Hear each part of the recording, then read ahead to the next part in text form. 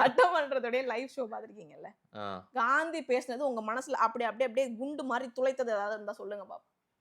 சும்மா என்ட்ட விளையாடிட்டு இருக்க கூடாது. காந்தி பேசினது, ஐயா காந்தி பேசினது குண்டு மாரி உங்கள துளைச்சிருச்சுங்க. என்னங்க உங்க தொகுதிக்காக அவ்ளோ குரல் குடுக்குறாரு, அவ்ளோ பேசுறாரு. அவர போய் இப்படி சொல்றீங்களே சீனியர் மினிஸ்டருங்க. சொல்லுங்க. ஆம். துரைமுருகன் ஐயாவாவது ஏதாவது சொல்லிருவாங்க. ம்.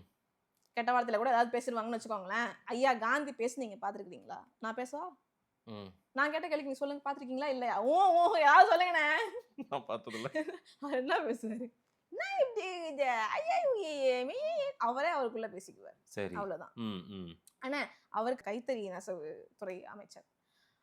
அரசு முத்திரையிடப்பட்ட அ ர இலவசமா குடுக்கக்கூடிய வேட்டி சேலைகள் ஆந்திராவுக்கு கடத்தப்பட்டுக்கிட்டு இருக்கு. தெரியுமா? தெரியாதா? பத்திரிகைகள்ல வருது. ம். அரசு முத்திரையிடப்பட்ட இலவச வேட்டி சேலைகள் ஆந்திராவுக்கு கடத்தப்பட்டுக்கிட்டு இருக்கு. ம். அதையே இன்னும் புடிக்கல. ஒவ்வொரு ரேஷன் கடையிலயுமே விநியோகிக்கப்பட வேண்டிய அந்த வேட்டி சேலைகள் 3000 சேலை, 4000 வேட்டி, 3000 வேட்டி, 4000 சேலைன்னு தேக்கம் அடைஞ்சிருக்கு. ம். தேங்கி போய் கிடக்கு. யாரும் வாங்கி அத பயன்படுத்த மாட்டேங்கிறாங்க. அதோட குவாலிட்டி நல்லா இல்ல. தரம் நல்லா இல்ல. இந்த லட்சணத்துல தீபாவளிக்கு ரகரகமா நாங்க புடவைய குடுத்துக்குறோம். 15, 16 டிசைன்ல வந்துக்குது இந்த தடவ ரகரகமா. வெள்ளி, கோல்டுலாம் ரேட் ஏறிட்டுக்குதுன்றதுனால, அது பட்டு ரேட் கூட ஏறிட்டுக்குது. நாங்க எவ்வளோ கொஞ்சம் எளிய கொறிக்கலான்னு சாமானியரா இருக்காரு பாருங்க. அவர நீங்க கிண்டலா சொல்றீங்க, அவர் பேசுறத. அது கொஞ்சம் கொறிக்கிறதுக்காக நாங்க பார்க்குறோம். ம். சொல்றோம். இவ்வளவுதான் அவ்வளவு பேசியிருக்காரு இந்த 4 1/2 வருஷத்துல.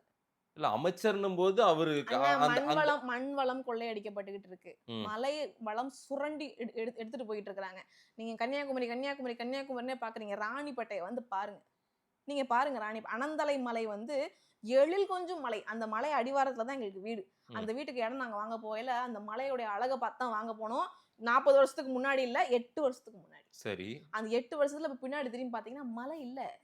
ஐஸ்கிரீம் மாரி சாப்பிட்டாங்கண்ணா. ஐஸ்கிரீம நீங்க எப்படி சாப்பிடுவீங்க? ஸ்பூன்ல இப்படி கொத்தி கொத்தி திம்பீங்களா இல்லையா? தின்ட்டாய்ங்க முடிஞ்சிருச்சு. ம்.